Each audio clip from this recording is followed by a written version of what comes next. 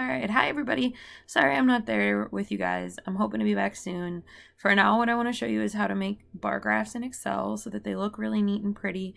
You can mess with like colors and stuff too. That's just some like extra stuff you want to play around with later on. But for now, I just want to teach you how to make a basic bar graph in Microsoft Excel. So in order to do this, you're going to want your bar graph data. So step one is going to be to get all of your data assembled, like the ones that I've got in the example here.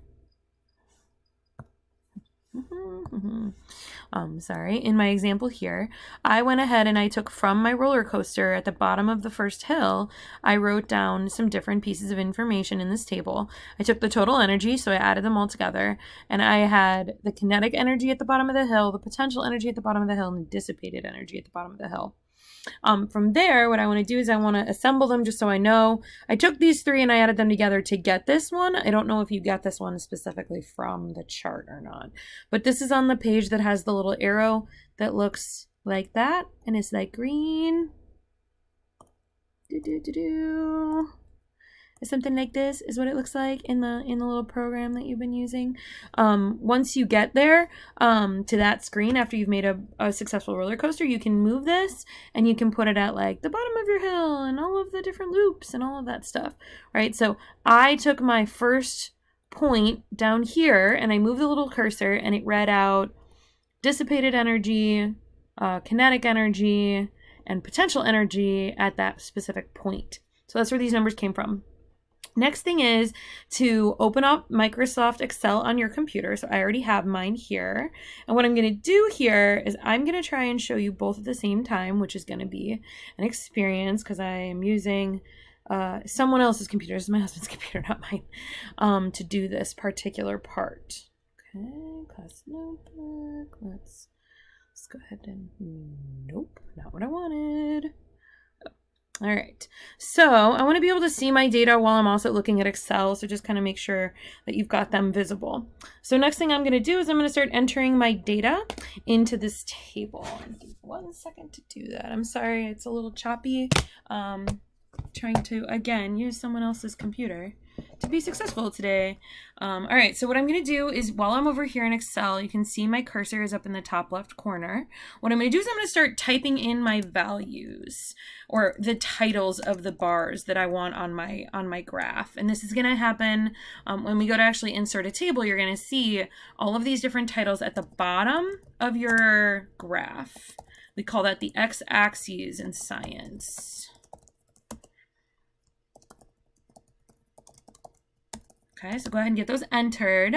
If you want to resize this column so that these, you see how this word is kind of poking over into this one? If we want to resize it, if you go up here, if you see this little black arrow when you select between the A and the B, double click, and that'll resize it automatically so that the biggest one is going to be fitting inside of your specific column. You're going to want to do that because the next thing you're going to do is you're going to type in your values over here. We do not want to add the unit. We just want to write a number.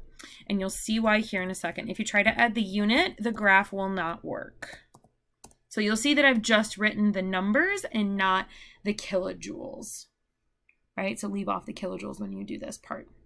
What we'll do is we're going to go through, and our next step is to actually create a graph. So we're going to go over to Insert. And next thing we're going to do, you see this little white arrow on the, or plus sign on there? We want to make sure it's white, but what we're going to do is we're going to click and we're going to drag. If you accidentally erase something or copy something, hit the undo button up at the top of your screen. You can always undo what you've done, okay?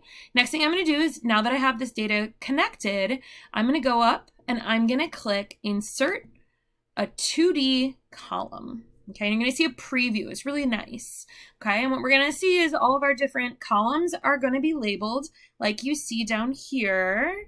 Whoop, whoop.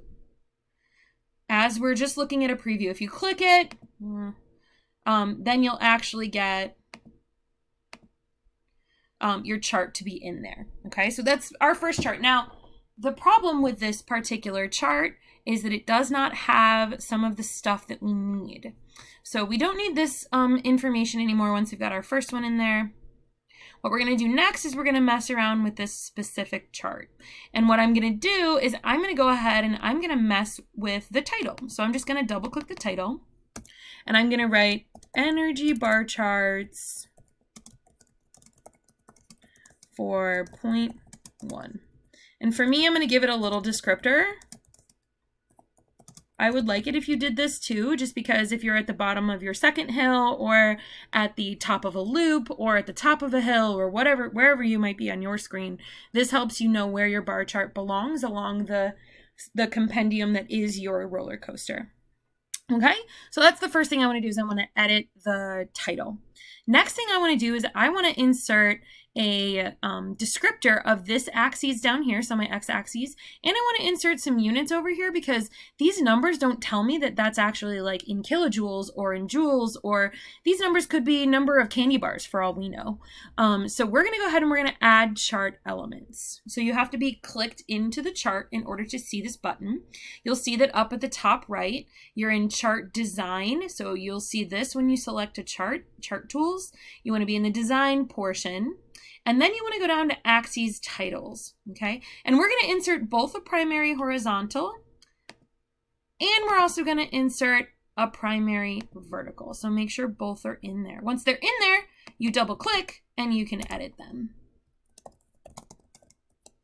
So for me, I'm going to write energy in kilojoules on the Y, and then I'm going to write types of energy on the X, just to give it a nice little visual. Next thing I can do is I can mess around with how the graph looks if I want. And this is all just going to be how comfortable you are messing around with Excel. You cannot break it. It cannot break you. You will not hurt your computer by clicking different buttons and seeing what happens. Like I'm going to go down and I'm going to select a cool color scheme that I like. In particular, I like this orange one. Okay. Once I have this is a picture. This is an item that I can actually copy and paste. So if I hit Control C or I right click on it, I should be able to copy it. Another thing that I can do is after I've copied it, I can paste it into like Microsoft Word so that I can then print a Word document and put my bar chart on my poster. Okay. All right. So this has been a really fast one.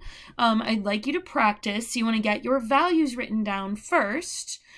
When you're creating these, you might want to like put something like bar chart 1 in, you know, just so you can label your data, but you can put many sets of data across here. So say you did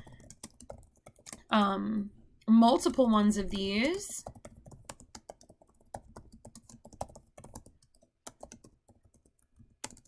The beautiful part about a YouTube video is you can pause and you can rewind and you can go back and watch something as many times as you need. So remember, you can put several sets of data. Remember, if you double click, it resizes for you. You can move this guy wherever you like. It can be out of your way. And then you can put in your different values just like you had before.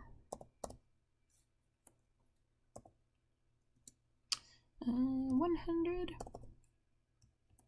I don't know, I'm kind of making it up as I go. Remember that all three of these have to add together to be this one. Math in my head. We don't do math in our heads on purpose, guys. This is why calculators exist. Okay, like you can go through and you can add all three sets of data that you need for your experiment, for your roller coaster. And then you can go back and you can make all of the charts individually. Okay, so one more time, I'm going to just show you how to do this. Again, you're looking for the white plus sign. You're going to click and drag, and then you're going to go to insert. From insert, you're looking at these charts up here. You want to pick the one in the top left. It's called a 2D column, and it's the very first one in the 2D column. Okay, so now this one's in blue and I like it. Next thing you do is go back and add your different elements. So you're going to double click on the title. You're going to say energy bar chart for 0.2. Once you're done with that, make sure you're still selected here. You want to be in the design tab of chart tools. Then you want to go over to add chart element. You're going to add axes titles, and you're going to do both the vertical and the horizontal. Then these are just little text boxes that you change. So types of energy, And this guy is energy in kilojoules. Okay. You're going to do that for all of the points that you have on the roller coaster. I believe you have 3 that you need energy bar charts for. Okay. All right. Oh, oops, I forgot. Top of second loop. I'm just making it up. This isn't real data. I made it up, guys. Yours is going to look different than mine. Your total amount of energy can vary based on how many cars you have, based on how tall and how far your thing goes, as far as difference in distances from top point to lowest point along your curve. Okay, so don't use my data as an end all be all. All right, that's all. You guys have a great day.